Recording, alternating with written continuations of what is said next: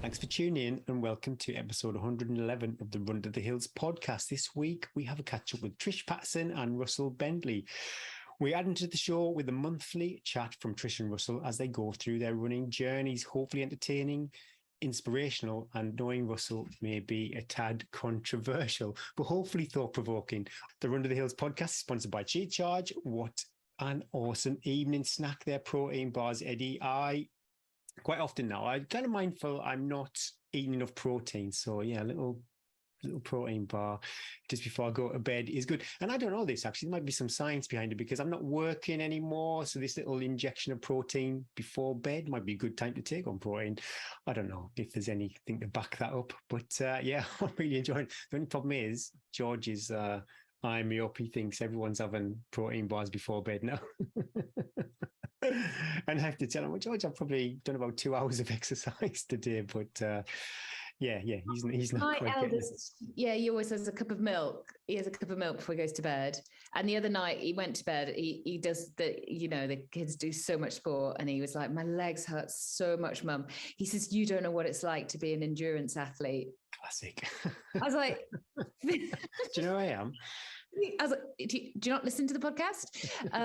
And then we watched the YouTube coverage of the Ironman World Championships in Hawaii, and now they film like the whole thing. And so we had it on our little Alexa screen while I was making tea or something, and he came in. I was like, I've done that.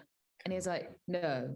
I was like, yeah, I was there. I was like, Dad stood there. And then he was like, oh, all right. I see. Yeah, it's a little bit of respect went down for soon forgotten. Anyway, yeah, a bit of protein before. Often, if I can't sleep, I'll come down and have a cup of hot milk, and that'll send me off into a little restless slumber. How's your week been, though? Good, bad? Full on. So much to tell you, Gary. So much to tell you. So the hiking is well underway. I'm on hike 1, 2, 3, 4 already. No more DOMs now. Hooray. I mean, no more DOMs. So I left you last Tuesday. I was pretty broken and I was really tired. And we had that sprint race for the Zwift on the Tuesday night. It was a disaster, Gary. I didn't even make the first sprint. I got shat out the back within the first. I believe it. Within the first 5 minutes, they were pushing like 11, 12 watts per kilogram. Oh, look, do you know what that noise is? I worked out what it is. Let me pause it because it's my Zwift team. They all start messaging each other now all day. And they work me into a mute it. Message notification. I'm snoozing it for 8 hours. I just felt terrible. I just felt terrible. And anyway, I got spat out the back in the first sprint. I couldn't, there was no way. I mean, and then it was 45K and and I just had to sit and push my bike pedals for an hour. Oh, that sounds quite depressing. It was really depressing, and I had to keep working. Anyway, we came second team because my teammates are really, really good, and I'm not so bad that I wasn't last, and so I was a fifth or sixth in the team, and so we still came second. But I didn't enjoy that one. First one I really haven't enjoyed, and I just wanted it to be over. And normally my heart rate's like 157, 158. Okay. It's about 168 at the start. It doesn't see. Normally it settles down a bit, but it was like 145. I was just, and the lady on the radio was like, Eddie, don't worry about the sprints. I can't. Oh my goodness. I was like, I just had nothing in my legs after whatever I'd done. I can't remember what I'd done, but I was absolutely exhausted and I was useless, and I knew I was going to be useless. I was a bit ashamed. And then I was really sad afterwards and had my bowl of Rice Krispies, and the kids had kept coming in and Bryn wasn't here. It was all just like, I don't know why I'm doing this. I had to have my Rice Krispies. And then I was like, I had about an hour of being sad, and I was like, you've got to get over this. It's meant to be fun. It doesn't mean anything. Come on. So slap, stay alive. Rest of the week, the energy came back, and I had a long run where I had to run for most of it. Quite hard work, no weight. And I had another lovely hike 3 hours, another lovely hike, felt so easy. And then yesterday I did my biggest hike so far. It was 22K with 5,000 feet climbing. Can I ask you a question about your hikes? I'm curious. Yes. It's my, must be overdue a bit of coaching advice, so I can ask this too. But with your spine, because again, I was thinking with the Lake 100 that I could be probably walking maybe 20% of that, 25% of that. So if I'm doing about 80 miles a week, should I be maybe more time over distance, but a quarter of that volume hiking, which is something I never do. Is that something that you're applying into your? Definitely. Well, obviously the spine is going to be 3/4 hiking, much hiking, but not like what I'm hoping is I'm going to be able to mix it up. So I will be able to continue with running when running, but I'm also very aware that because of the terrain, there's going to be so much hiking. The Lake District, I would say, your Lakeland 100, is that you would be, when the actual race, you would probably want to be doing a lot more running than hiking, but the hiking would be so good to put into the program for that long day, getting good at hiking, getting efficient at hiking, for the fat burning, for the non-impact, for the quicker recovery. And as you know, if you've ever been passed by someone who's really good at hiking uphill, but it's a practice movement and it's different muscles. And it's not something that on race day you want to just suddenly start walking, as we all learned from me 2 weeks ago when I did my first hike and I literally couldn't walk the next day. So yes, I definitely think, and I also think what I've been thinking now that I've done 2 weeks of hiking and I'm a professional hiker, is that it's made, like when I go run, like this morning I did a run with no weight and just a run. I was like, this is so easy. True. And also I'm loving the fact that I'm doing something different. It's from being an endurance athlete for 30 years now, it feels like, to be doing something like I wake up and I'm like, oh, it's a hiking day. Whereas often I can be waking up and like, well, what's the running to do? It's just it's all up. So I didn't run a step yesterday. And then today I was quite excited about going running. Whereas when I'm running every day, I can wake up in the morning and think, oh, I'm not sure. But to mix it up, really enjoying it. So yesterday, lovely that we are enjoying the most beautiful autumn here in the Alps. Most beautiful. This is my 7th autumn. And the colors are just amazing. And the weather it's not hot, it's not cold. It's like sort of like leggings and t-shirt weather, which I would say is my favorite. It's a lovely time of year, isn't it? It's a lovely time of year. There's nobody around, and I'm trying to plan my long days out when there's no hunters. So we went off with a couple of, I've also set up a WhatsApp group of all my local friends. How many WhatsApp groups are you? Many. The spine recruits, I call them. And I'm like, right, who's coming hiking with me today? Who's free? I know you're free. I'll meet you there. Because I think it's good to get lots of good morale in these sort of training sessions. There's a time and a place of being on your own, and there's also a time when you want to have lots of chat and make training a nice experience. So we did lovely. I mean, I went slightly. We were a long time out, so I dropped the kids at school 8:30. We met at 9:15. I got back to my van at 2:00. Wow. So it was a bit longer. I always like to do a loop, and so it's hard to do anything. We climbed a big climb. Once you're committed on a loop, you got to finish the loop. And the big climb is in this loop. There is some rocky bits, just really short, like little climbing up bits where you've really got to step up high. Got to hold on. I got this big rucksack on the back, and I definitely had 2 or 3 moments when I thought, if I don't keep the core fully engaged over the weight, I'm going to roll 200 tumbling down the mountain to my death.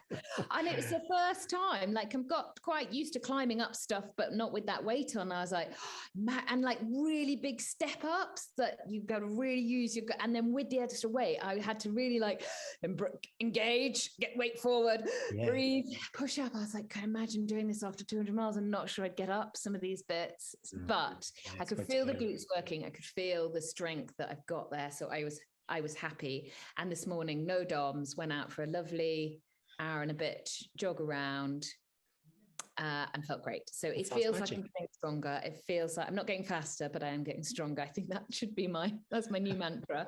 I'm not getting faster. I'm just getting stronger. But the other big news, huge news this, Gary, I haven't even told you this. This is live. This is your reaction live. So on my little run today, Bryn took the dogs as a little treat so I didn't have to have the yapping annoyances. And I just thought, then I can just go off and do a bit of road and go off and I don't have to worry about them. I thought, I'm just going to do my favourite loop. We got to the bottom of the piste and was going to climb up over. There's this like luge track we have at the bottom of the piste. So it's like a toboggan where you can sit on a toboggan, a man-made track. Oh, yeah. Weird. But anyway, it's got a bridge over the top of it that the bikers use so they can get over it. It's really, really steep to get over this bridge. And it was really slippy. They've taken the mats off it. And I put my foot on this bridge and I thought, I don't think I can get up and over this bridge. I'm not so worried about getting up. I think down the other side, I might just slip down. So I thought, I'm going to go under the bridge and just jump over the luge tracks. Last time I did this was the hike when I lost my AirPods. Okay, yeah. So I went under the bridge, and do you know what was under the bridge? No way. Yeah. Oh my goodness. Just sitting there. Ooh. It was like when you've been looking for something for so long and then you just see them. I was like, oh my God, it can't be true. It can't be true. I like looked around and there's nobody there. I'm like, oh my God. I picked them up and I was like, do you think they were really wet? But they'd been under this bridge and so they'd been sheltered. I picked them up and they were like brand new. And I was like, are they going to work? Open them up. Still charged, totally worked. Oh my God. What a happy ending. What a happy ending, because I've been so sad. And I've been like, I can't just order new ones because I've lost them, because I don't think that's good life lessons to the kids, because they'll be like, Mum, you lost them and you just ordered yourself new ones. New ones. Yeah, that's not how you treat us. So I have been really sad. And then they found them. That is amazing. Oh, I'm so pleased. I know, baby Jesus works in amazing ways.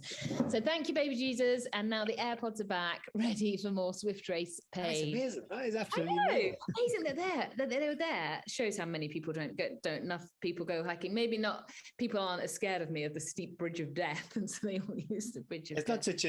It's not an equivalent financial loss, but we lost Rex's collar once, and George were there for ages trying to find his collar.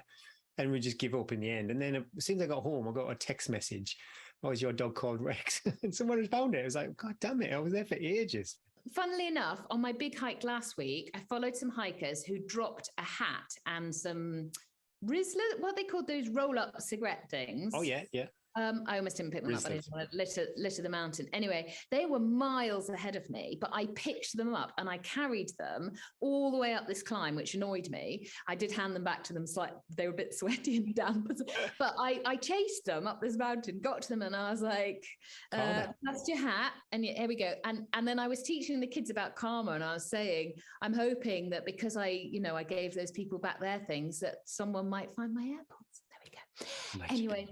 It was another good week, and now it started off a very good week with the AirPods.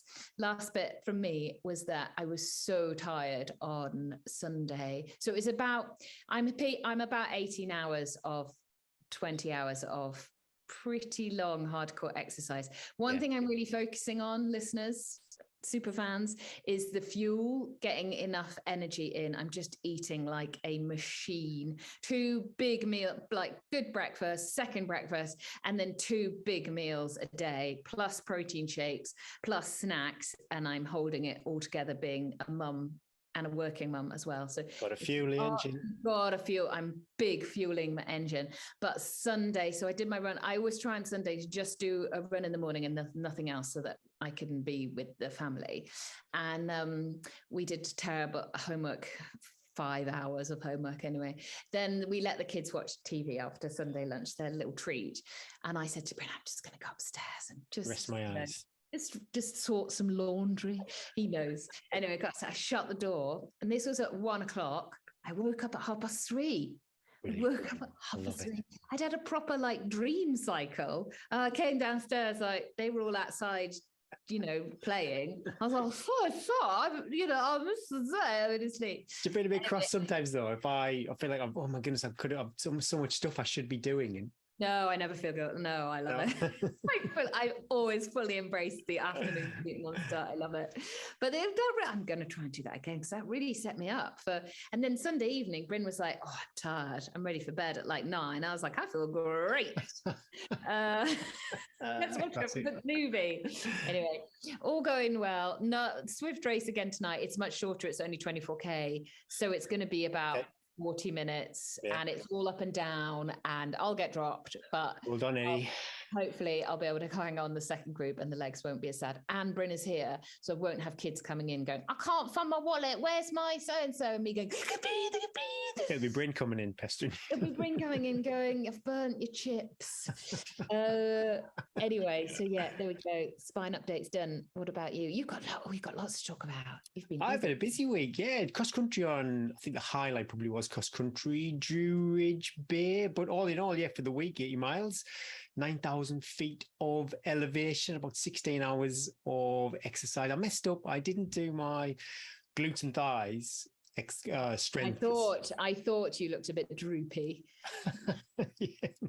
Not as subtle on the glutes, but I thought I'd do it Sunday after cross country, and just like a massive idiot, I went out with Rex for a second run or maybe third run, and then I just couldn't have the time for glutes and thighs. So I've ended up doing 2 cores, and I was going to do my glutes and thighs yesterday, but I haven't done it, so that has gone, unfortunately. But for the week, workout wise, it was a threshold run. I did that, and then I did a weighted hike. I dropped the third. I kind of mentioned I do 3 quality sessions, so I didn't do one of the quality sessions that went for a weighted hike, which was good, about 2 hours. Aaron and I just went backwards and forwards on this segment we call the pendulum. I'm glad he joined me because I was going to do it on my own. I just reached out and Aaron was like, "Oh yeah, I could fancy a bit of nice little stroll." But it's such a good way to get these. It's the first time my elevation has been over 100 foot per mile. I really need to add to that. But so I think 2 weighted hikes a week, because this, I think it's about 300, 400 feet per mile. So that's awesome. Nice, exactly. Yes. Yeah. So if I could do 2 of those a week, that would be good. So yeah, I enjoyed it. And are you using your poles when you're doing? No, I didn't actually. I would say that is an excellent way to practice and work that upper body as well. Also, because when you're going to move that center of gravity slightly forward with the weight. Yeah. And so the poles are just going to remind you to push back and keep that core central. And then it's just such a great way to, again, just practice with the poles. I think I will when I get, this was really just for maybe a week or 2, just acclimatizing myself to doing this again. I've never... Because you've learned from your best mate about the terrible DOMs. Yeah.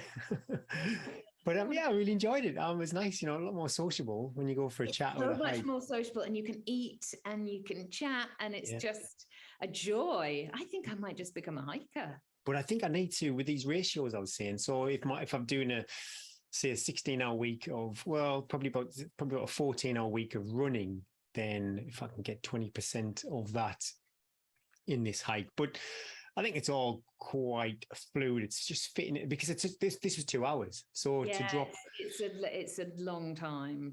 So how it all goes. But I felt rotten cross country. I've still got a bit of a snivel, but I woke up on Sunday, I felt dreadful. I had an achy back, everything. I just felt a bit fluey, and I nearly didn't do cross country. I was there. We had 12 or 13 runners, so the team would have completed the as far as everyone's scoring is concerned. I was in and out of the loos. Do you do that thing on a race? I'll go to the loo and then I'll immediately join the queue again. Oh, it's awful, isn't it? It's ridiculous. But I pumped myself up with about 75 grams of carbohydrate and then a bit of adrenaline. And it got me through. And I said to Justin, we were literally there in the slow pack, just standing. And I'm like, I don't want to run, but we've done this before, and people might kind of connect with this. When they actually start racing, they don't feel as bad as what they do on the start line. So I did want to start. I thought I need to, I owe the team to start. And it was good. My splits were awesome. The first one was like 7:13, which, for some people that'd be really fast. For some people that'd be really slow. I'm not putting them out there for anything other than just for how the race went. But it was really good because it was so busy. And normally I'll hustle my way down to the front, but I didn't know, just in all this kind of traffic. But that held me back. And then the next split was 6:53, then 6:52, 6:51, 6:51 again, then 6:44. So I progressively got quicker as the race went. So I had a blast. I was second scorer. I don't know what the... You're such a sandbagger. You just like my Smith team when they're all like, feel terrible. Yeah, me too. I'm so tired. Let's just push 12 watts a kilogram. Yeah.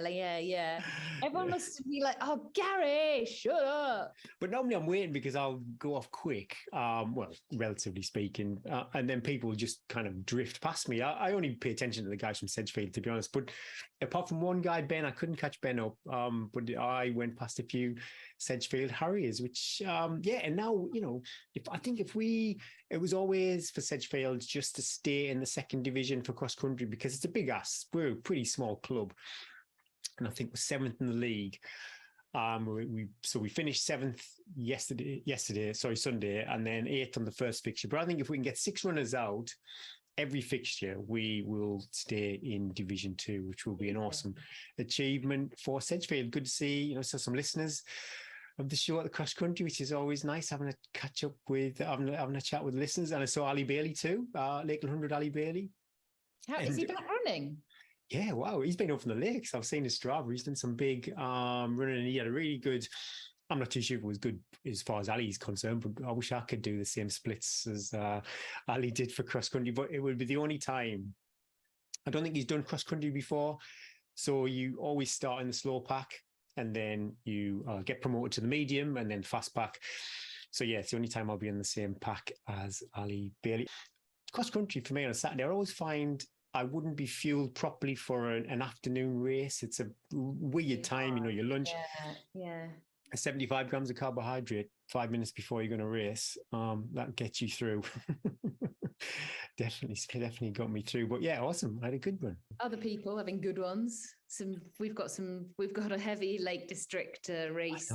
Gary did the races this week. It's all the Facebook groups that I'm part of. They just keep pinging up with all these race results. But Lakes in the Day, I would absolutely love to do this. Yeah, this looks awesome, doesn't it? I think Helen Schofield, she listens to the podcast, and I'm a Facebook friends with Helen, and she did Lakes in the Day. So she went north to south, then she's done the Traverse and she did the Lakeland 100 too, but I don't think the Lakeland 100 went so well for her, so she needs to complete that. But yeah, Lakes in the Day, Jonathan McKenna, V40. I love it when I see a V40 crushing it. 8 hours, 40 minutes and 46 seconds. Wow. And Jasmine Paris, actually, we're speaking to Jasmine later on in the week, 10 hours, 19 and 30. And it could just be like anecdotal evidence, but I do feel like Jasmine is on the start line more these days. We're going to find out what she's going to get some intel. I'm also going to, at the end of our interview, I'm just going to go, give me some spine tips. Wow. Maybe she's on the spine. Yeah, she'll give me some tips. True. Eddie, where do I start? We also, over in the Lake District, had the Landale Horseshoe. Matthew Elkington from Ambleside, 2 hours, 2 minutes, 18 seconds. And Nicola Jackson from Keswick, 2 hours, 24, 39 minutes. Great running if you're racing. Thanks again to all our Patreon members, keeping the mics and the light on. It's grown over there, Eddie. Over 20 members now supporting us over on Patreon.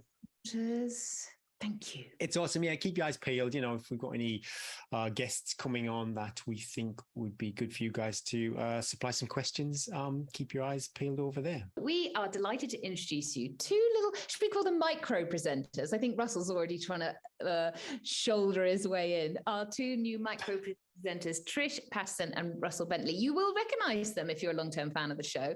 We have chatted to both of them before, Russell over 2 episodes and Trish after she ran the 3 peaks? So it wasn't the 3 peaks. Yeah, the national 3 peaks. The national 3 peaks. Both we thought would bring a new little flavour to the podcast, both following very different running journeys, both from different backgrounds, but both running coaches, talk talkers, speakers in their own right. And so we're not going to have a set plan, because with the Run to the Hills podcast, we like it to be organic and natural.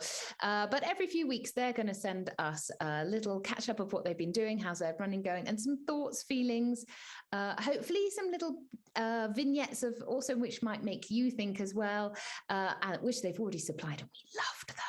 They sent them to us already. So we've got those, but we're not going to give them to you this week. This week, we're just going to introduce to you Russell and Trish, and hopefully they will become part of your Run to the Hills family, and you will enjoy following their journey over the next year or so. So here's our little introductory chats with Russell and Trish.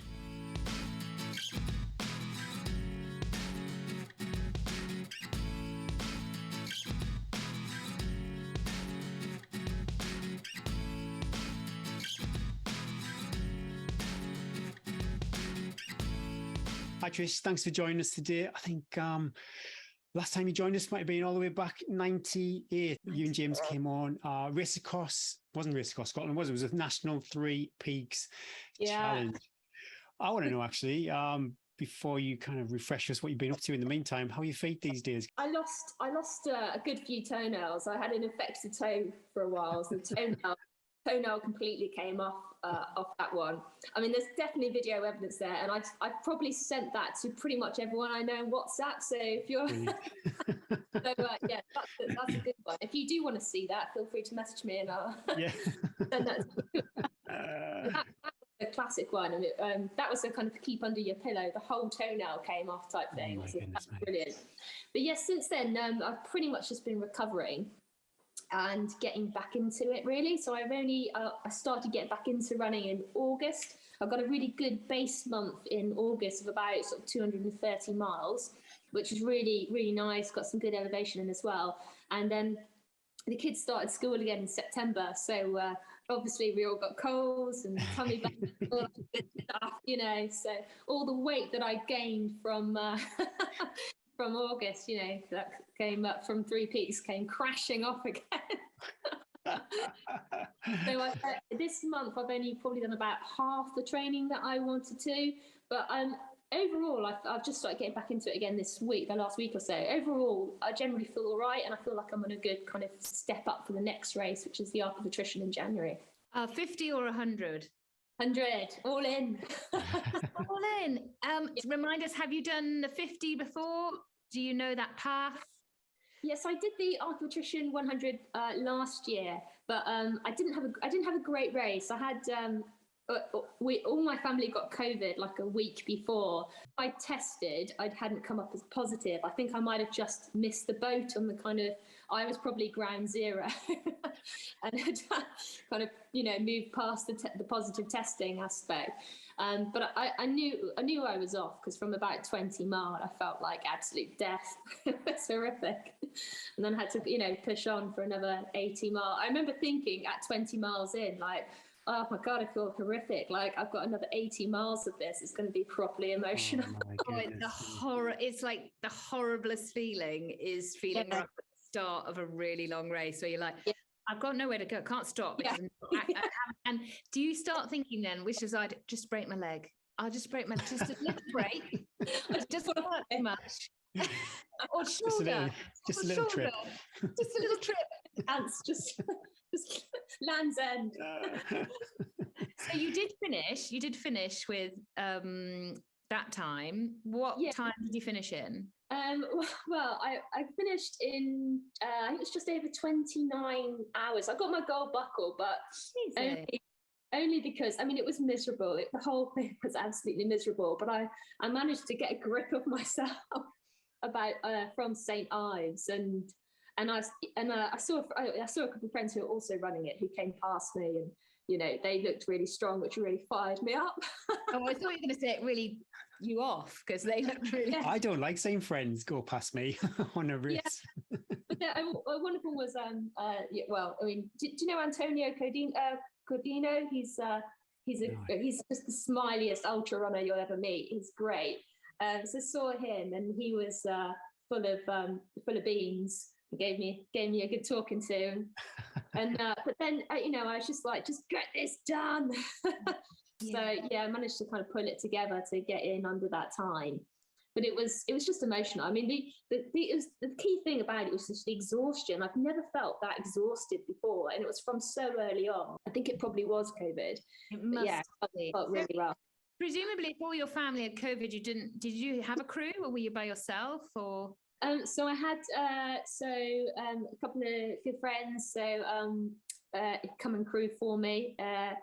Andrea and Leah, who were great. They were fantastic. So Andrea's doing Dragon's Back this year, so you look out for her. She's going to be flying through. And yeah, they were fantastic.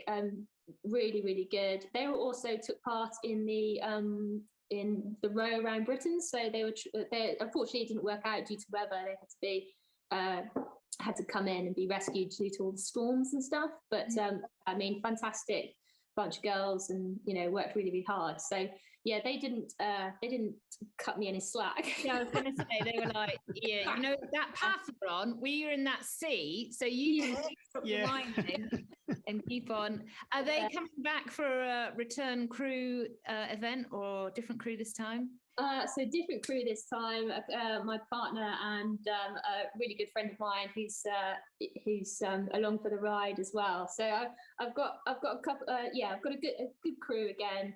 Although my partner hates crewing, to be honest. She doesn't enjoy it at all. Okay, if we can turn that around, we can maybe make her experience a little bit more.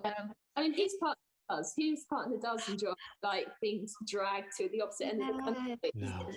Not really. I don't ask my wife to do it anymore. No. I'm quite pleasant actually on a race. I'm not like you do see some nasty men arguing about the coke being too fizzy and stuff like that on the trails. But yeah, I'm quite a happy runner. But I don't think Lisa enjoys me dragging around to the middle of nowhere. Yeah. And over some gels. Could you refresh me with the crew with the route? It's complete opposite end of the country for me. I always get this wrong. I'm a turn up and run kind of person. It starts in the south, into the sea. I mean, people are shouting, screaming at me right now. I've already done the route, for God's sake. Yeah. And it ends near the Eden Project in the north. Okay. That's and you go through. I know St. Ives is towards the end. I mean, literally being party here, even though I've already done. Starts in cover up. Look at that. There you go. Portsdown. Yeah. Just turn right, isn't it? Turn right. I just follow the sea, basically. I just keep the sea on, and I reckon that's... Sea on the left, classic. Yeah, sea on the left. And so I need to ask more questions about this now, because now you've done it before. I love a second attempt at a race.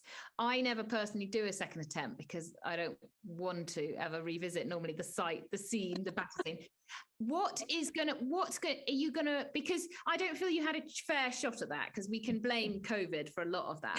Are you going, how's your training going to look different? Think anything that you're going to change? Because I bet lots of people listening to this are going to do that race. So I think I wasn't happy with my time last year. I thought I could have done a much better time. So I'm all in to improve that time this year. But what I did learn from last year's race was the fact that the elevation, they market the elevation as like 4,500 meters. But my watch and other people that I've talked to who've done the race as well, I mean, your watch kind of comes in at sub 6,000 meters of elevation. It's be a GPS thing, I don't know. But one thing I can tell you is the elevation is savage in terms of the ascents and descents are a real assault on the quads. So anyone who's run, kind of even the Jurassic Coast or the Cornish Coast, whatever, will know it's just up, down, up, down, up, down. And they're really steep. So you've got to have really tough quads for it. So I'd say anyone looking to do this race, and certainly for my own training as well, hills are playing a big part in that and trying to get increased elevation. I really struggle with that because I live in the New Forest, which is beautiful but flat.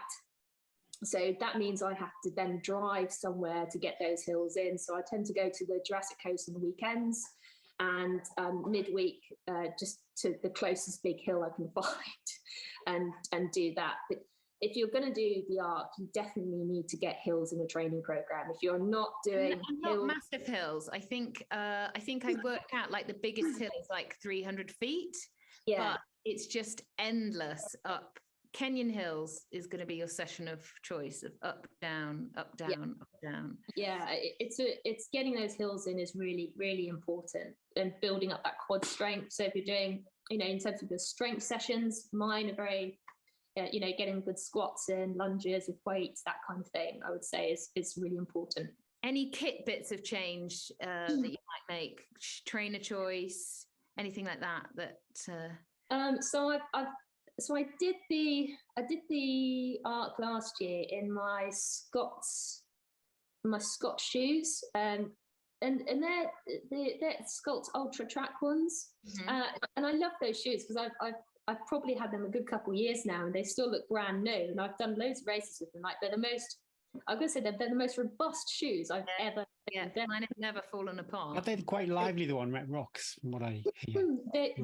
That's the downside. They last a long time, but if you get on some slippy rock, you are useless. The most useless trainer on slippy rock, and I ran 100 miles on them on slippy rock, and in the end, I just sat on my bum.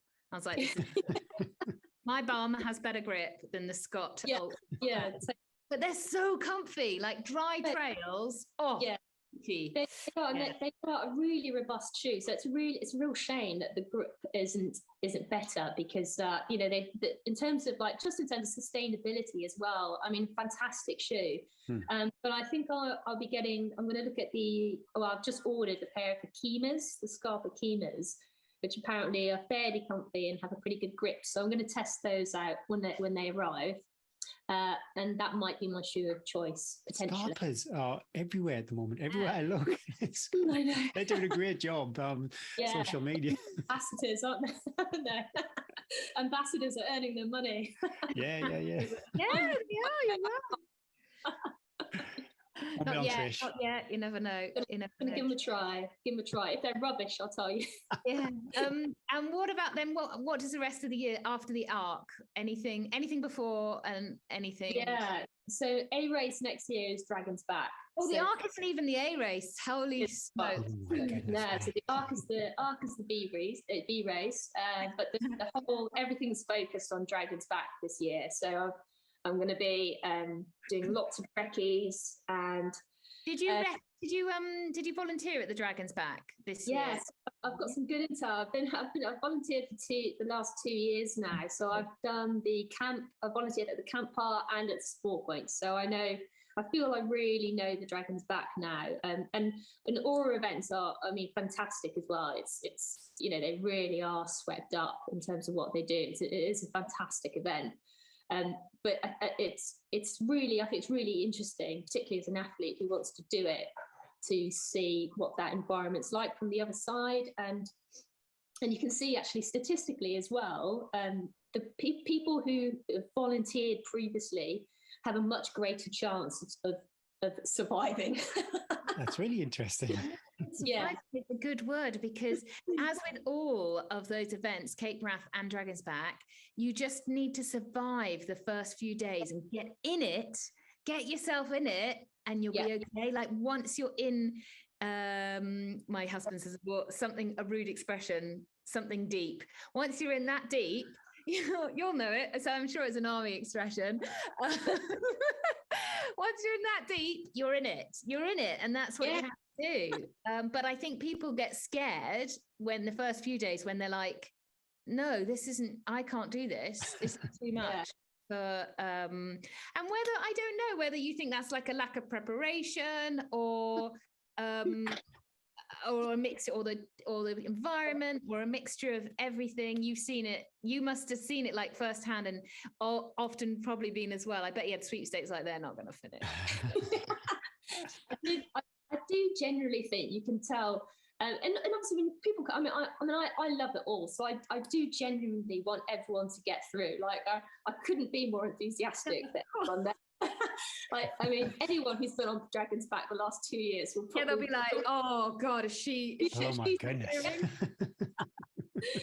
I really love it. But I think the key things are the key thing for Dragon's Back is it's obvious that some people haven't prepared enough, and Dragon's Back is a hard race. It's a really hard race. And there are some races, the Spine is a hard race. But you can fast walk, you can hike the Spine and make the cutoffs, because the cutoffs are, I would say, quite accessible. They're quite yeah, people aren't worried about the cutoffs in the Spine. Yeah, they're cheap. Not their major. I couldn't even tell you what cutoffs are on the Spine. But with the Dragon's Back, you do need to be running. It's not it's not a hiking race. You do need to be able to run on the mountains, and there's a big difference between doing 40 miles on road or on trail and doing 40 miles on the mountains. There's a huge different skill set. Do you have to prove that you've done an equivalent event previously? No, you don't. And so there's no entry requirement for the Dragon's Back. Like, any Tom, Dick and Harry can sign up to it. and they often do. Oh, it's kind of, I do think there's an element of like midlife crisis to some As with ever, any endurance event. I'm torn with this though, because I do have this, we live in a free country, and if you've got the funds, you can do what you want. But then I am puzzled by, why would you do it and then not prepare for the event? That's my own mindset, and what my approach would be. I would, get myself at least ready to complete it, assuming everything went okay and I didn't have an injury or illness. But yeah. I think a lot of it comes back to people understanding as well. So a lot of people, I think, sign up to the race, but don't really fully comprehend how savage it's going to be. And, again, you might have done a couple of 100-milers, like even you might have done a couple, the people who've done like Centurion races, great, absolutely great races, really good fun, really well organized, really different. You can do 100 miles on the downs, and that's great. You might do really well at that, but there's a massive difference between training for an event like that and training for something, I think, like Dragon's Back, where you need to be, your training needs to be centered on elevation, technical ground, again, strength. You need to be strong. It's the mental battle as well with that. Mental. I think it's a big shock to a lot of people that they finish the day and it's like, sort yourself out. There's nobody here to hold your hand. Like, sort yourself out. You sort your kid out. Trish will give you a little hug if you need it, but you need to sort it's all down to you. And then the lack of often it's quite a lonely experience, because you get in at 8, 9, 10, 11 o'clock at night. You check and you're like, I've got 4 hours. Like, I can't talk to it. I've got to get myself better. And I think that regime scares quite a lot of people that actually, and it's truth, but a lot of us get into ultra running because we love the community and the chat, and I love a multi-day that when you finish you have a lovely chat with everyone and you sit around and shoot and just but there's none of that on it. You can't do that on these multi-days, and I think people think that that's what it's going to be like, but it's people that do that and then don't look after themselves and their kit, and then that's when Does everyone go again at the same time the next day, or can you choose your own start time as long as you beat the cutoff? So generally, you get time based on your time order that you come in. So if you're a front runner, you get to go later. If you're chasing cutoffs, you start early. Basically, most people start at 6 o'clock if they're worried about cutoffs or if they're just trying to get through the day, basically. Generally, most people will start at 6. What will be interesting about next year, and also that they've incorporated this year as well, is the half days. So you can do the half day element. Now, next year, I think about that. Well, I think from the racer in me and, the kind of purist in terms of the mountain and the race, I just think it's such an epic race. I do, part of me does think it takes away from that. It will definitely change I think it will change the events in some way.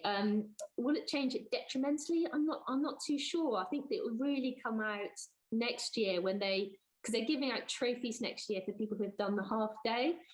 And I'm all for it being an inclusive and everyone getting something out of it, because people do pay a lot of money for it. Mm-hmm. I wonder how much that is money driven. How much all of that will, because obviously if you've got the vast majority of people who know they're going to get a trophy for doing the half day, how many of those people will then drop out because they can still get a trophy for doing the half day?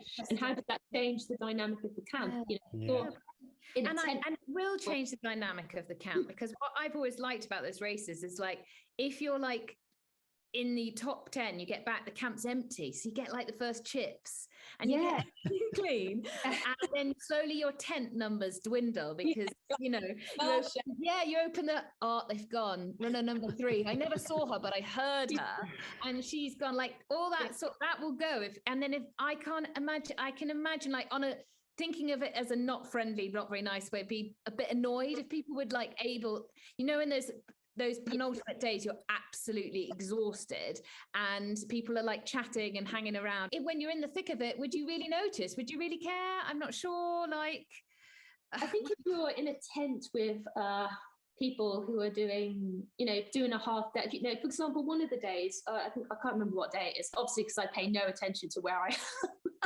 as you identified. One of the days there's a pub, and most people will go to the pub for like something, and I think if you're racing and you're potentially you're coming in and you're knackered and you're totally focused on racing, maybe you're competing in the top in the top few, and that time is really important to you, and the mindset is really important for you if you're racing. If you're in a tent with people who aren't and have gone for example to the pub, that would, for me, they're on a different journey. Totally. I wonder if they might move tents, like people.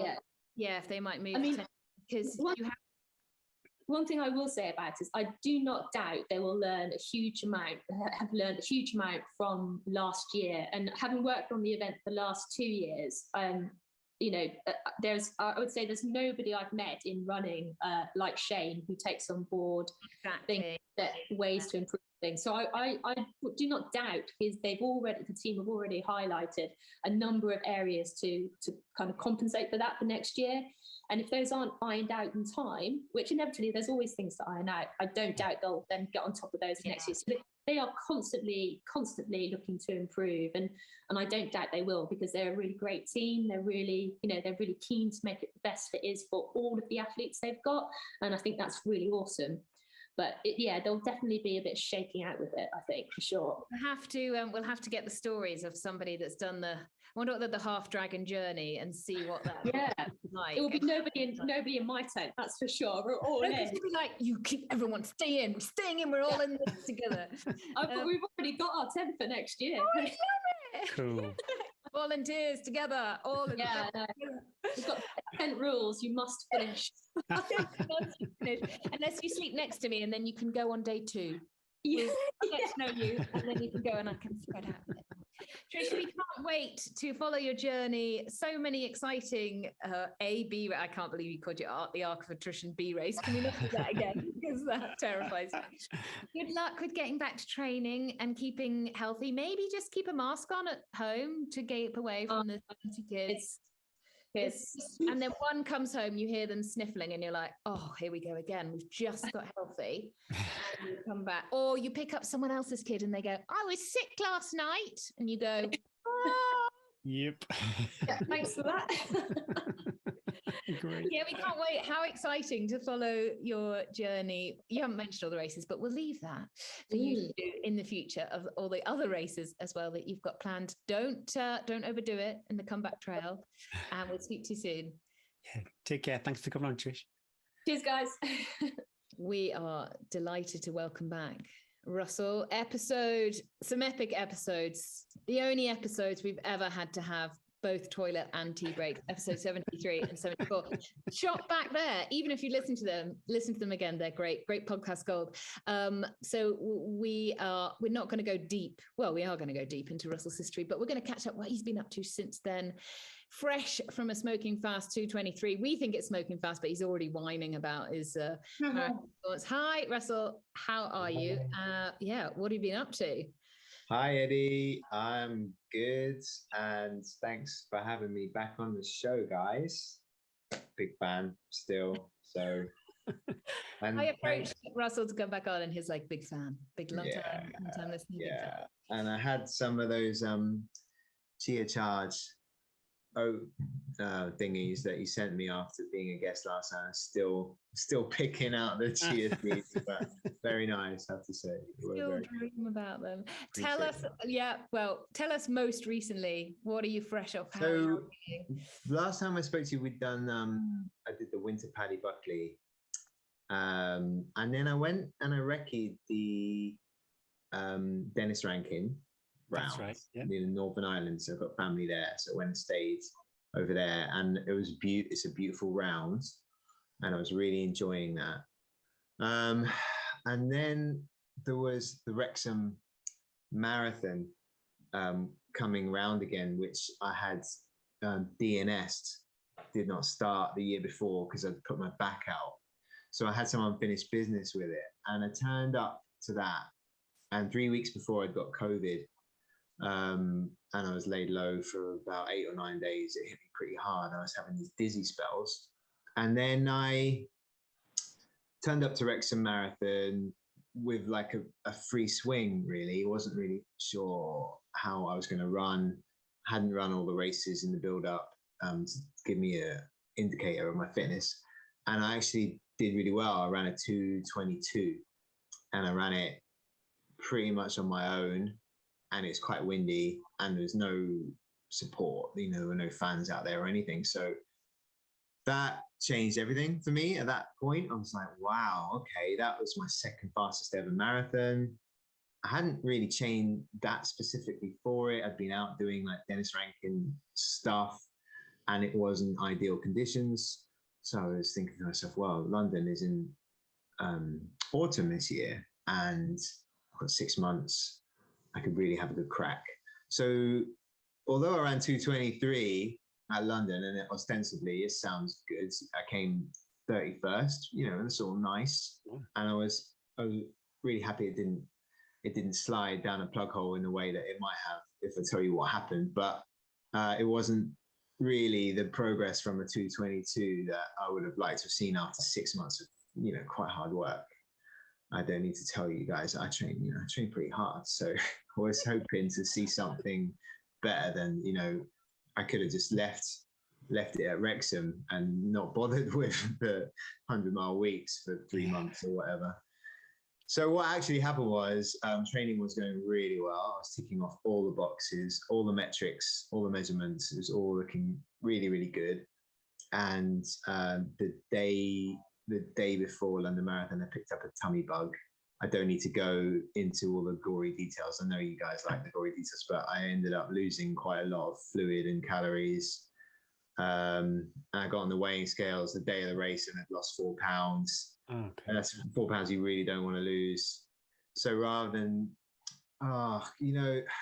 it's going to sound arrogant, but when you walk through the masses in a major marathon, if you're someone, like me, who's been training all your life this thing, and you train twice a day and you run 100 miles a week, you feel a bit like a sheep in wolf's clothing. Like you do get that feeling like, oh, these guys, they're not trained for this. Like this is gonna take a lot longer and hurt them a lot more than me. And it feels like quite nice and empowering. It's not a feeling that I get often in my life, like quite a small, skinny guy, but to feel suddenly like a giant. Yeah, so I'm normally like lapping all that up, swaggering down the road, being like, oh, this is my time to shine. I just have my head in my hands. I was like, oh God, I don't want to be here. I'm just feeling rough. And the first mile, I was like, oh no, it's going to be a long day. Just jelly legs, just no energy. Like there's a phrase, get bored before you get tired. With the idea of, taking every mile slowly and just really inside yourself. But I started out tired. I was like, oh God, it's going to be such a long day. And really, I had decided that I was going to do it anyway. So I was like, well, look, just get to the next mile. And I was literally just taking it a mile at a time. And fortunately for me, I'd put Nina at mile 25. So every time I felt like dropping out, which came up a lot in my head, I just couldn't bear to have that conversation with her again. Like just walking along in the pavement, like, oh, what happened? Oh, I pulled out. Oh, I had a tummy. Oh, it just all sounded like rubbish excuses. So I was like, oh, just got to keep going until something forces you to stop.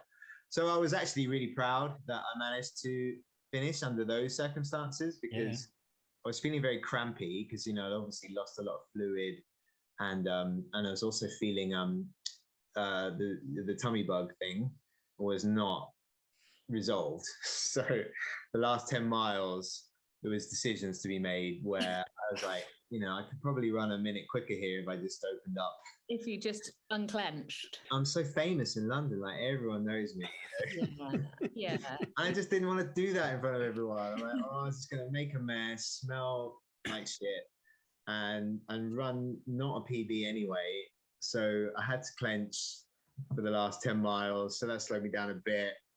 But I got to see my family and my friends out on the course. It was a beautiful day, and I didn't run a disastrous time. Oh.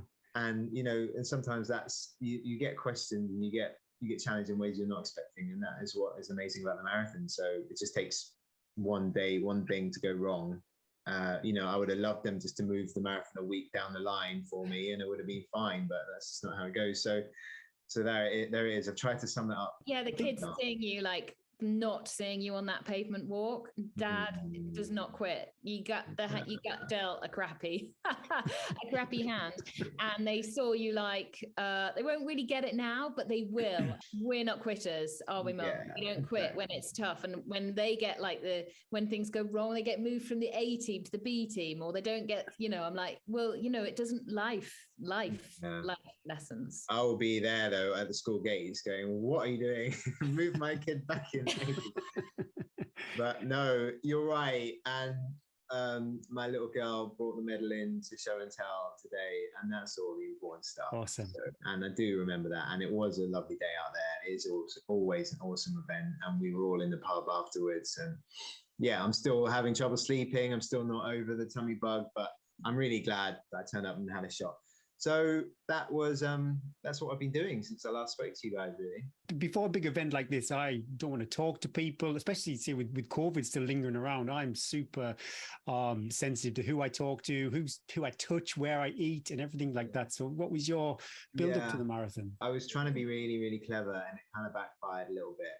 I had a tune-up race for my club, the Road Relays. I don't know if you've heard of them. They're not, and nobody knows about them outside of the UK club running scene, but inside the club running scene, they're quite important. And I got picked, and I got picked 10 years ago when we won that event.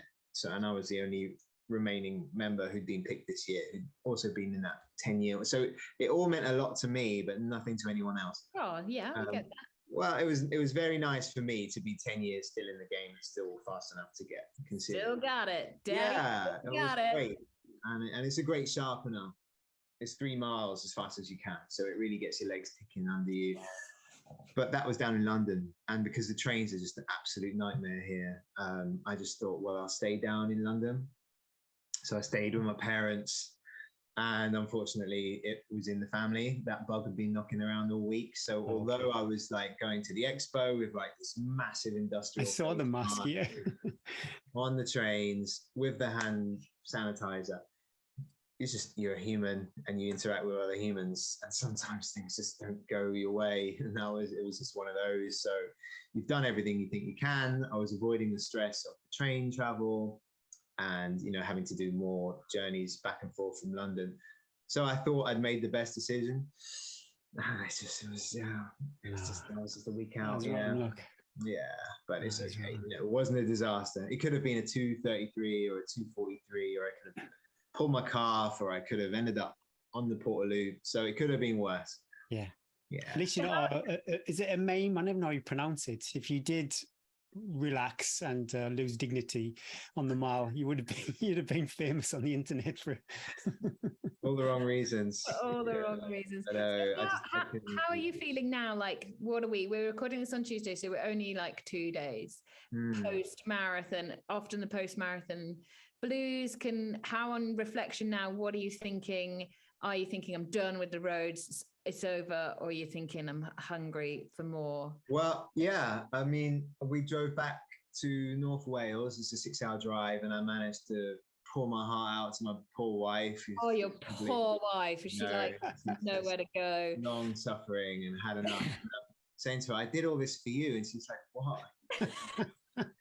I don't need this. You didn't do this for me, did you? And I'm like, in my head, I did. But I can understand how she's questioning that. I got a great therapy session with her and downloaded all my issues, and that helps so much. And I have been disappointed before. I've messed up loads of times before, and I think now as a coach, it's really about turning that around quickly when you're an athlete and seeing how well people can do that and what you need, and there is a grieving process, and you move through the stages quickly rather than let them linger or become a broken record. And talking about it with someone is just such a helpful thing to do, and then you feel like you get closure on it. And I'm getting quicker at that. It is getting faster. At the time, you have to invest it. You have to buy in. I call it imprint the importance. You have to make believe that this is something important. Yeah. But then when it's over, you it didn't go well, you can remind yourself it wasn't actually. Yeah. But you have to fully, like with me with the spine, this is the big, it is the end of the world, basically. Nothing happens after the spine raise. Everything I'm doing like now, it's consuming every session, thought. It has to be. It has to, in order for your body and your brain, to be able to put yourself in that terrible situation. To get up every morning and do it again. Yeah, it just has to be bigger than anything. You have to convince yourself. And then you're right, when you then have to step away and then turn all that around in your head and go, honestly, nobody cares. It's how quickly you can do that. And that's what gives you longevity in the sport, and it helps you keep enjoying it, and then you can get back on the next thing quicker and enjoy your running again. And then you have to just kind of recalculate all those runs that you did where you saw the sunrise and the birds were out and it was beautiful and you had that moment. Well, that was a moment, and you wouldn't have had it if you didn't get out of bed and train for the marathon. So you can appreciate that for what it is. And I am, like, in my old age, I'm getting better at going through those gears and those stages of just abject horror, disbelief, denial, like anger, unfair. I did hit the steering wheel a few times, punishment, pain, and then but it does mean, like, because I didn't get to go all in, because I just didn't have the energy, and my system not actually as trashed as I usually am. So I'm not walking around as zombie-like and crippled as usual. So that's quite nice too. I get to chat to you guys like with half a brain cell. Hopefully, very you've noticed.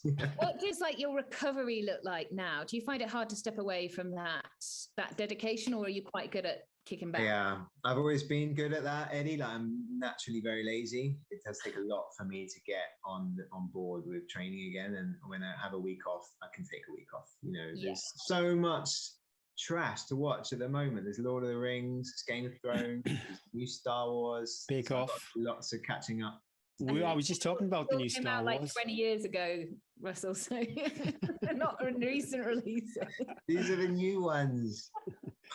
Russell, I've got to say, do you think the new Star Wars is the greatest Star Wars since Empire Strikes Back? I'm really enjoying it. Yeah, it's a great idea, because I thought that, we're running out of time, but the movie that they made about it with the same guy, and Rogue One, yeah. I loved that movie. I thought it was a great movie. And so this is a great build-up. I'm going to watch this series, and I'm going to go back and watch that movie again. And I'm going to eat cheese and biscuits and have some wine, and it's going to be great. So I've got my whole week lined up. busy. I've never watched. We started watching a small bit of a Star Wars the other night that just happened to be on TV, and I've never watched any of it. I do not. I was like, what? Nina can't watch it either. It's like, what are these idiots doing, running around with their palaces? Yes. I don't know. Maybe I should invest in it. Maybe. Nah, it's silly. Yeah, take your time. But once you're in, then you're properly fully in there. So yeah, that's where I am. I am more of like, I'm a bake off. I'm a strictly, I know I'm really easily, but I turn the TV on to literally zombify myself. I don't I don't want it.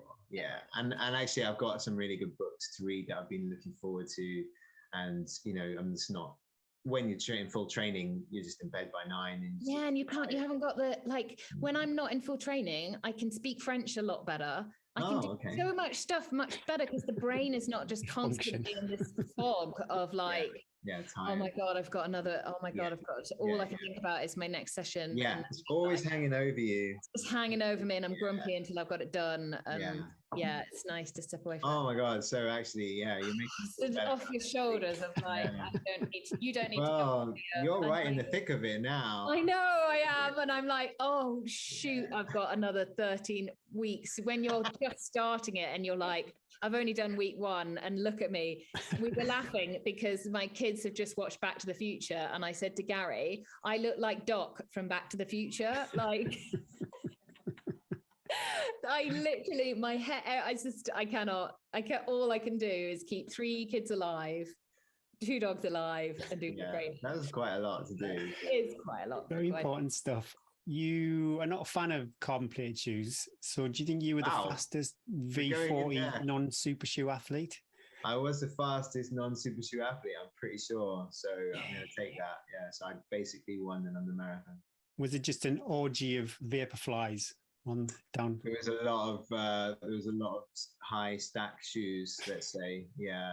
And I've made my peace with it, and I coach athletes that wear them, and the sport has moved in that direction. And I think it's the wrong direction, but I'm not going to lose my love of running over that. And I like to think every now and then about aliens looking down on us from the stars and just thinking, what is that idiot moaning about? Such a small things, get on with it. And but for me, it's very much a decision that I'm comfortable with. I need to compare me to me. It's so important to me. And I don't know why, but that is the thing that drives me. So I just wouldn't be interested in running a time with the shoes. I need to have 100% of the ownership of whatever that performance is.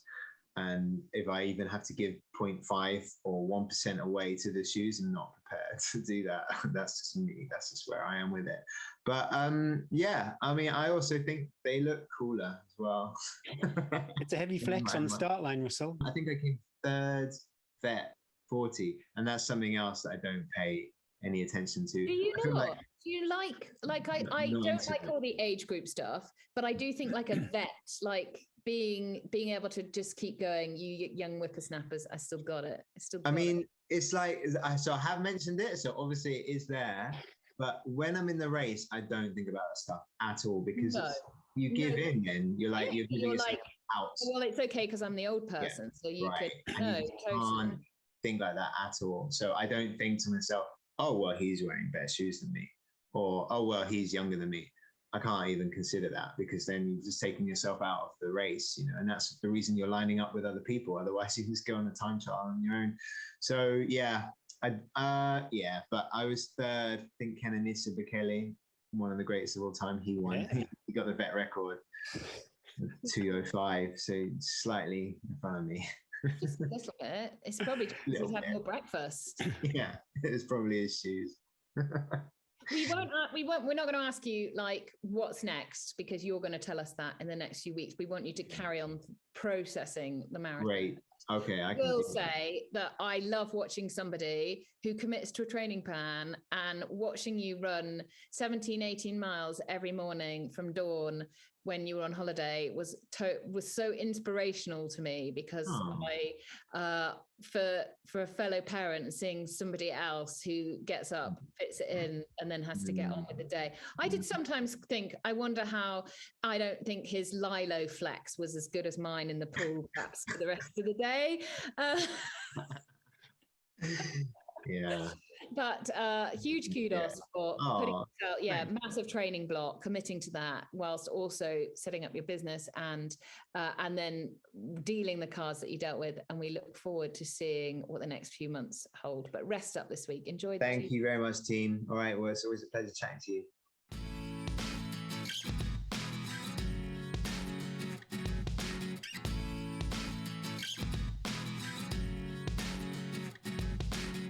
was great to have a catch up, actually. I'm really interested, watch Russell at the marathon and then to get the debrief, a bit of insight into that was interesting. Yeah, great to see what Trish is up to too, and two very different journeys, like you mentioned. And, they come from quite different angles in the inspiration, the anecdotes. So hopefully really entertaining for our listeners going forward.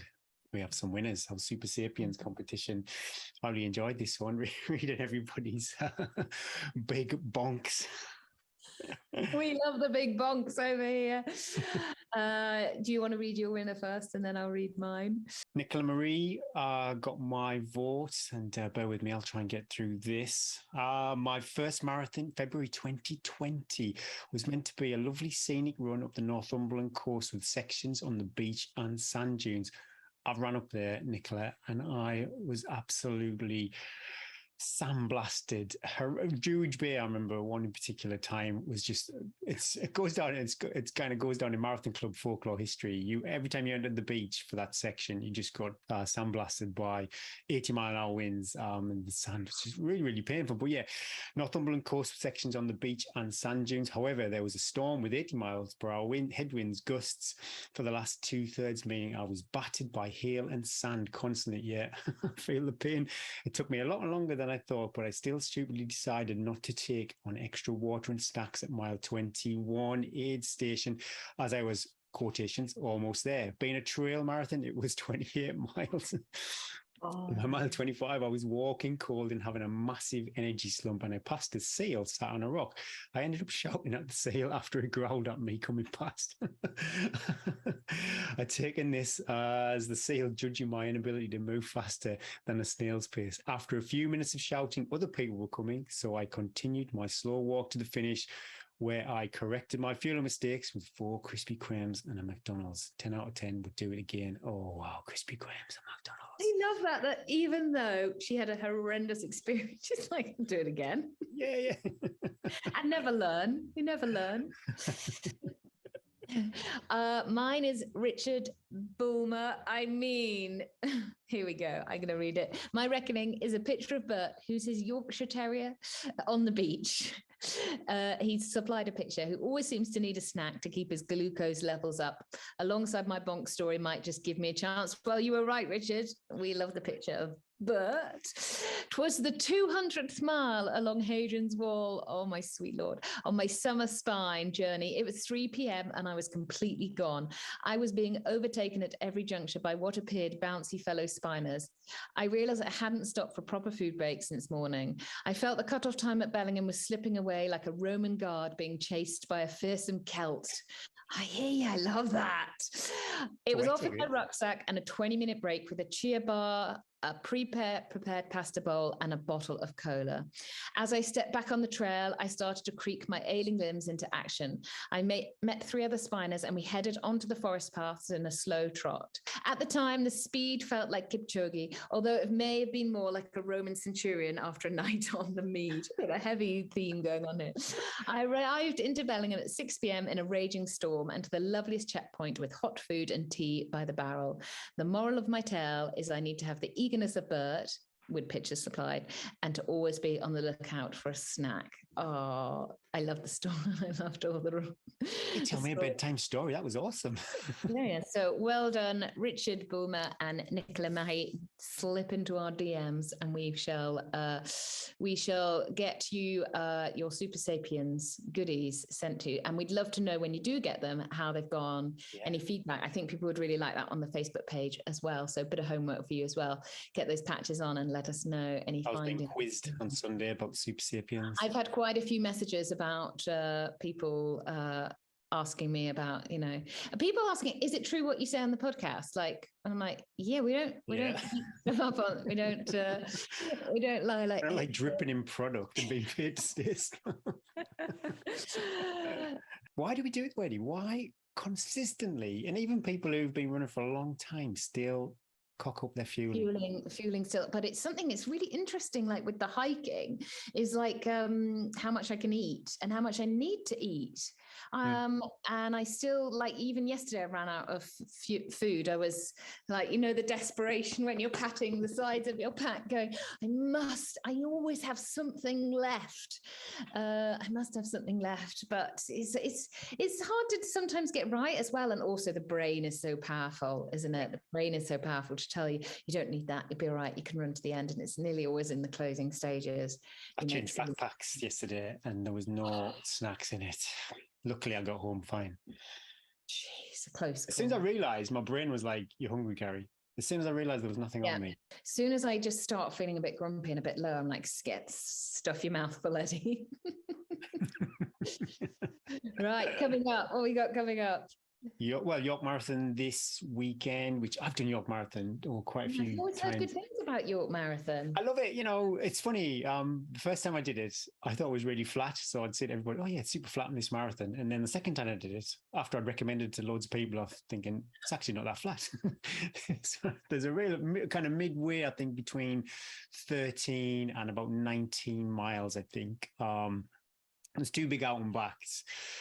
Very remote. The end of the out and backs are quite busy. There's very good crowds there, but in that midsection, you do a long exposed climb, and then there is a climb before you start heading back to York, which, oh my goodness me, it feels like I'm walking up that hill. Does it? But there's a downhill to get that speed. Oh yeah, but then the last 10K in York is such a good run in. It's really, really good. And I had an eye, I don't know if I told you this, but I had an eye on the Masters V50 vest. So yeah, if I'm kind of chasing two goals next year, maybe the V50 Lakeland 100 and then the England vest. But I looked at the times for the people the previous 2 years for York Marathon, the V50s, and they're way above below my PB.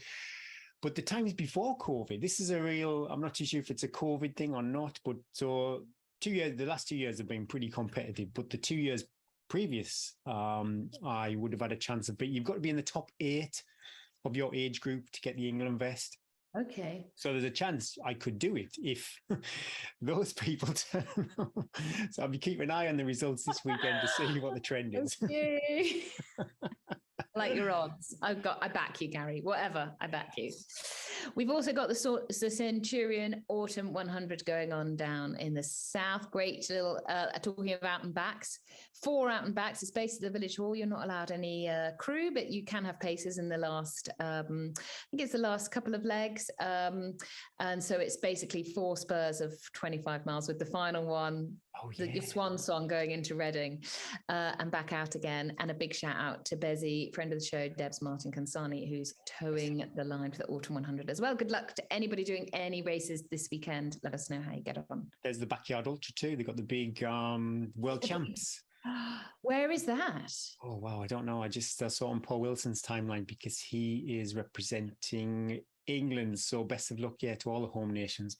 What you got coming up? Oh my God, Gary, I think you're being a little bit competitive with me. Suddenly all these weighted heights are going in. I know. Like, what the hell? This is my time. This is my time. And you're just constantly peeing on the bonfire. Come on then. Here we go. So yeah, we're going to try I would like to get 2 weighted hikes in if possible. Definitely 1, but maybe 2. It's just fitness. The time, it's like it turns into like what would be an hour run into a 2-hour hike or so. We'll see. But Ray, my friend, he wants to do Jesmond Dean Park Run on Sunday because of the autumnal colours. Yeah. There's plenty of autumnal colours around here, but he wants to go to Jesmond. Oh, okay. I love it. That might be it. So the sessions would be 6 times a K, a steady run, which would have part of that run was 6 miles at this aerobic pace, so like marathon effort, I suppose, and then a 30-minute threshold run. So definitely the 30-minute threshold run will end up being a 20-minute park run. I'll swap it for that. I think I fancy the 6-mile aerobic one. Yeah, just like a steady 6 miles, just slightly faster than. Yeah, not quite. I like that. So I put on a bit of music and just, and it goes quite quickly because once you start and you look at your watch, like, 2 miles done. Yeah, so I might do that one and drop the 6 times 1K. Yeah, I would definitely. If I had a choice, I would like I'll do the nice steady run, listening to a bit of Westlife. Well, my Thirsty Thursday is not happening, so that is the hardest session. Yeah. That's blame fine. Jasmine. Let's blame Jasmine. So yeah, if I was doing Thirsty Thursday, I would have done the 6 times K because that would have been good with company. But I'd like to see 10,000 feet on the vert if possible. We will see how that goes. But I've got a little commute. It takes me over an hour, which is a bit naughty. I don't like that, but it gets me 1,000 feet for about 6-7 miles. So that's my nice. Yeah, like that. And that is me. What about yourself? Oh, Swift race tonight, but I've got my other parent here. So it's less of a, to get on, as any parent knows, the evenings, especially if your kids are slightly older. Mine don't come home on Tuesday till 7:30. I've got to be warming up by 7:45, and it's really stressful, but I don't have to do that. So I've got I may be playing it down a bit, and then it'll be horrendous and I'll be useless again, but I'm over it now. I've got 4 to 6. What do you do if in your plan it says 4-6 times 10 minutes? What do you choose? Do you do 4, 5, or 6? What's that? Times 10 minutes. For me, yeah, 4 times 10. I think my biggest sessions that I've done are 3 times 15 minutes. Yeah, but it'll only be an hour. An hour's worth of work for me is fine. I can do that, but I'm definitely going to give myself, it won't be tomorrow after the Swift. What would be your recovery though between the 10 minutes? It's about 3 minutes. So it's a big session, but that's, that is the sort of thing. It's volume as well as, as I've alluded earlier, it's not going 6 times 10 minutes would actually wreck me. I think that would be a lot. Yeah, I'll go a bit slower, and it'll be uphill. It's uphill too, so it's not. Anyway, I'll see how I feel. So it'll be 4 to 6, probably do 5. So I've got that to do, but I won't do that till Thursday. Then I've got a 4-hour long run, which I'm going to do on Friday. It's got a long way, isn't it? Oh. Got to try and think of routes as well, because I don't want to be hiking for 2 of those hours. I do want to be running, which makes it, I'm a bit of it makes it a bit dull around here, because you have to kind of keep where there's people and keep in the valley. Yeah. So I'm going to think of a loop. I think I'm going to do one climb, I think, just to get up and out the valley. And then I've got a sort of track I can run out and back for 4 hours. I'm going to have to be really mindful of my fuel for that as well, because I'll already have done quite a lot that week. And I'll have got everything done. It's so tricky because the kids are so busy at the weekend. I kind of do all my training in 5 days. Yeah. And then Saturdays are quite quiet because we spend our time at the side of a football pitch. And then I want to see the kids and be with the kids on Sunday. I don't want to do 3 hours of training. So I do find... You've got to get a nap in Sunday, Eddie. Oh, Sunday nap. Well, that's good. I'm going to make that, I'll definitely make that a fixture. So some big days. Hold it all together, just about. It's that grind and it's quite repetitive. I know my runs, I'm thinking I'm literally going to live down the Castle Eden Dean, but I just think, well, that's what I've got to do. It's not all glamour, this podcast. I mean, it's not all unicorns and fairies. Not all unicorns, fairies and 5-star reviews. Eh? Oh, Gary. I was just wondering, I was like, how are we going to get? And there you go. It's a seamless link. Oh, should I do it? Yeah, you do it. Excellent podcast, 5 stars, really good presenters and interesting guests. Edwina and Gary work well together. That's lovely of you to say. Also introduced me to Chia Charge bars, which are delicious. Tim will be happy. KJ the Runner via Apple Podcasts, Great Britain. Thanks very much for that. Awesome. We do work well together. Gary does all the work and I do all the smiling. And Right, we're done. What a jam-packed show. Gosh, I wonder how many hours. I never have time to listen to the show. But hopefully we've kept you company on your long run, on your commutes, whatever you're doing throughout the week. Thank you so much for listening. That was episode 111, all the ones. Thank you to Chia Charge for continuing to support the show, sending bars to guests, competition winners, and keeping us fueled. I'm just about to send Tim a WhatsApp now saying, Mum and Dad are coming over. Feel free to load up the car. Thanks to Chia Charge for doing a general all-round super support to everyone out on the trails. Thank you to our patrons for supporting the show. Thank you to all to listening. Feel free to pop over and give it a little 5-star review. You never know, you might get it read out on the podcast. I'm Eddie Sutton. And I'm Gary Thwaites. And let's run to the hills.